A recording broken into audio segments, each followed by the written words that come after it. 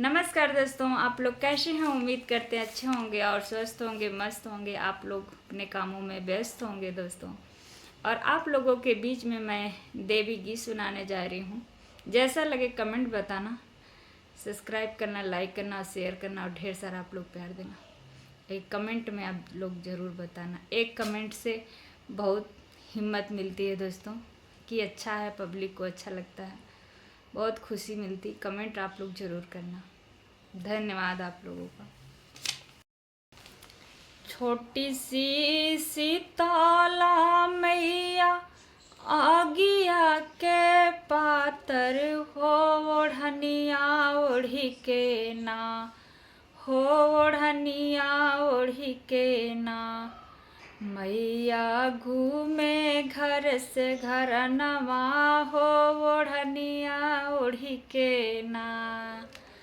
छोटी सी सीताला मैया आगिया के पातर हो, ओढ़निया ओढ़ी के ना हो, ओढ़निया ओढ़ी के ना।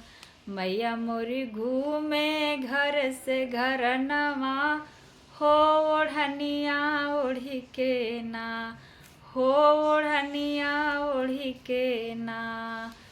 सबके त घरवा मैया जेवलू जेवनवा हो, कि हमारे घरवा ना हो, कि हमारे घरवा ना।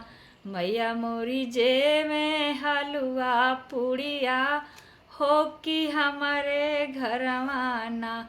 मैया मोरी जे में हलुआ पूड़िया हो, कि हमारे घरवा ना हो, कि हमारे घरवा ना। छोटी सी सीताला मैया आगिया के पातर हो, ओढ़निया ओढ़ी के ना हो, ओढ़निया ओढ़ी के ना।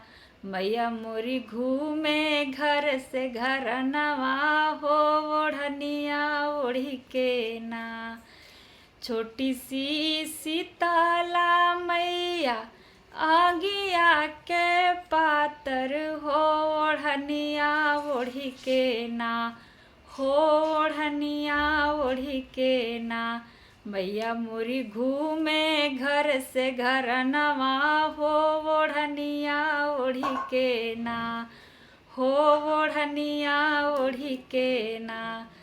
सबके ही घरवा मैया घोटलू गेड़ुआ हो, कि हमारे घरवा ना हो, कि हमारे घरवा ना।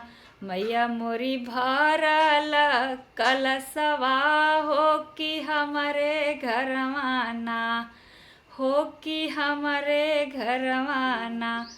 सबके ही घरवा मैया घोटलू गेड़ुआ हो, कि हमारे घरवा ना हो, कि हमारे घरवा ना। मैया भरल कलशवा हो, कि हमारे घरवा ना। भरल कलशवा हो, कि हमारे घरवा ना। मैया मोरी मांगली कलशवा हो, कि हमारे घरवा ना। मैया मोरी मांगली कलशवा हो, कि हमारे घरवा ना।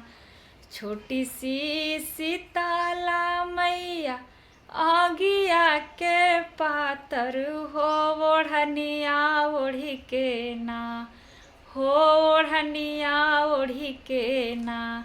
मैया मोरी घूमे घर से घर नवा हो, ओढ़निया ओढ़ी के ना हो, ओढ़निया ओढ़ी के ना।